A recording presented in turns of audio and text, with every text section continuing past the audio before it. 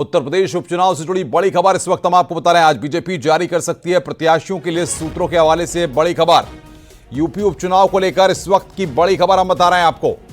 आज आ सकती है बीजेपी उम्मीदवारों की लिस्ट। ये बड़ी खबर हम आपको बता रहे हैं, यूपी उपचुनाव से जुड़ी बड़ी खबर। और बातचीत करने के लिए संदीप पांडे हमारे संवाददाता हमारे साथ फोन लाइन पर जुड़ रहे हैं, जिन्होंने इस खबर को ब्रेक किया है। संदीप, बताइए क्या जानकारी, कितने बजे तक लिस्ट आ सकती है और किन किन नामों पर मोहर लग सकती है?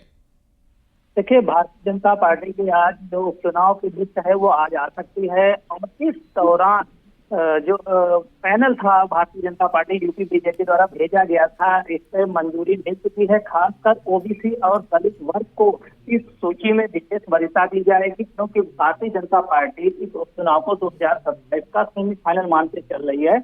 ऐसे में ओबीसी और प्रत्याशियों को भागीदारी को इस सूची में जो है बढ़ाया जाएगा, भागीदारी सुनिश्चित की जाएगी।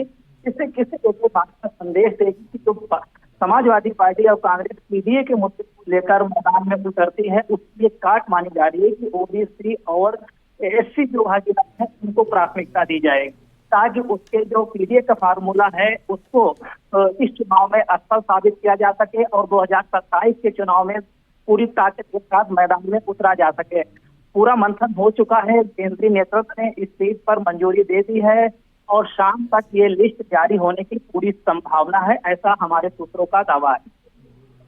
संदीप, लेकिन सबसे बड़ी बात यहां पर यह कि फॉर्मूला क्या है, जिताऊ और टिकाऊ, या फिर जातिगत समीकरणों को साधा गया है, या फिर जो सीट के समीकरण हैं वो ज्यादा प्रभावी हैं?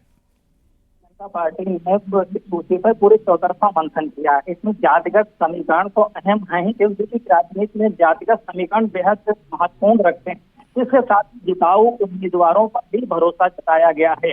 तो ऐसे में माना जा सकता है भारतीय जनता पार्टी पूरी ताकत के साथ इस उपचुनाव में जीतने को उतरने जा रही है। इसमें वो पहलू पर मंथन कर रही है, जिसके जरिए ज्यादा से ज्यादा सीटें अपनी झोली में डाला जा सके और 2027 को लेकर स्पष्ट संदेश दिया जा सके जनता भी भारतीय जनता पार्टी के साथ है। संदीप, लेकिन जिस तरीके से बहुत सारी चीजें हैं, बहुत सारे फैक्टर्स हैं, आपने तमाम बातों का जिक्र किया, बहुत बहुत शुक्रिया आपका।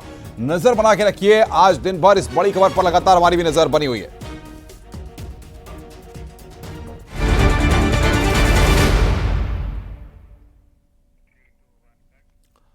और सूत्रों के हवाले से खबर है कि उत्तर प्रदेश विधानसभा उपचुनाव में इंडिया गठबंधन में फूट पड़ गई है।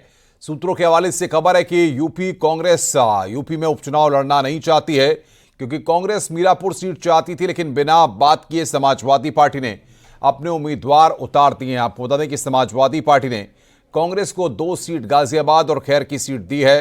अब कांग्रेस खुद चुनाव न लड़कर समाजवादी पार्टी को समर्थन कर सकती है।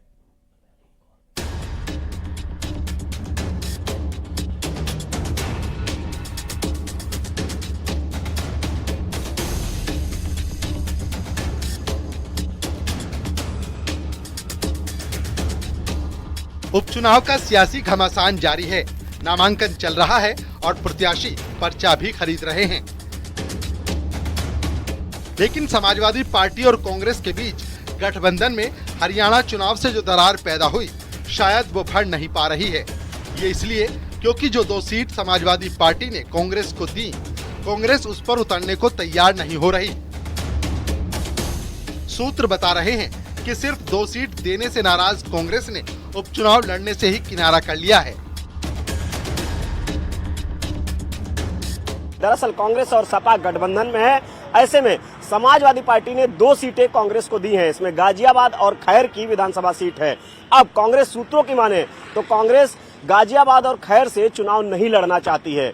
कांग्रेस पार्टी मीरापुर सीट चाहती थी और समाजवादी पार्टी की हारी हुई सीटें खुद उन पर चुनाव लड़ना चाहती थी। तो ऐसे में एक बार फिर सपा और कांग्रेस में सीटों को लेकर पेच फंसा है। जो सीटें गाजियाबाद और खैर की समाजवादी पार्टी ने कांग्रेस को दी हैं, अब कांग्रेस नेतृत्व उन सीटों पर लड़ने को राजी नहीं है, ऐसा सूत्रों के माने तो।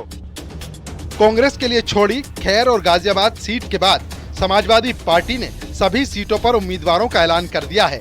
हालांकि अभी इस बात की कांग्रेस ने पुष्टि नहीं की है, लेकिन कांग्रेस के नेता इस पर कुछ बोल भी नहीं रहे, क्योंकि अजय राय का कहना है कि सीट देना लेना केंद्रीय नेतृत्व का काम है।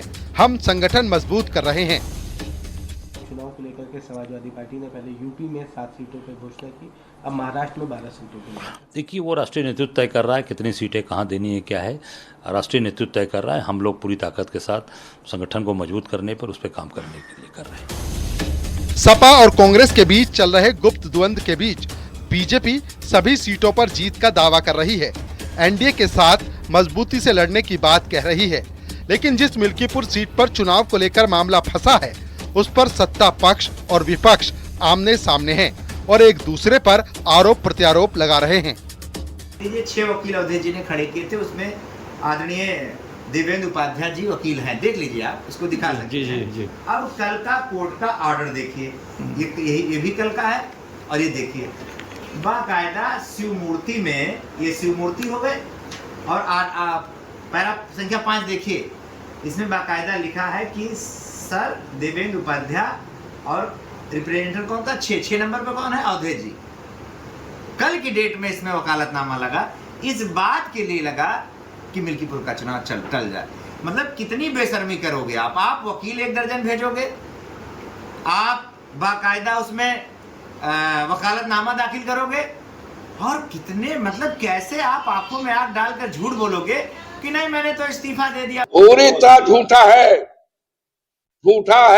है। इस तरह से हमारे वकील ने, किसी ने न तो वकील हमने किया, न वकील खड़ा किया, जो कहते दर्जनों वकील खड़ा किया।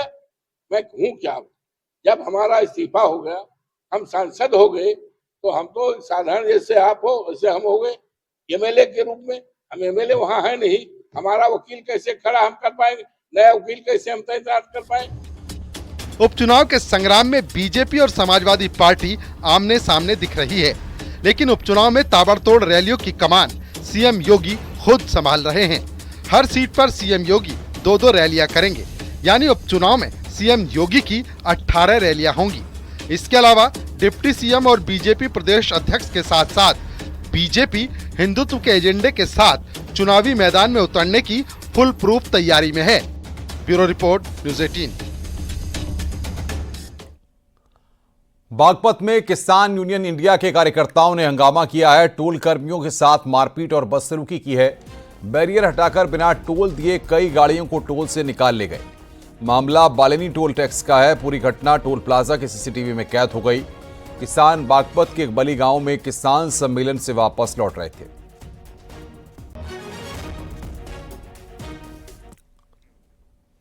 रुक रहे हैं यहां पर एक ब्रेक के लिए। खबरों का सिलसिला लगातार जारी है।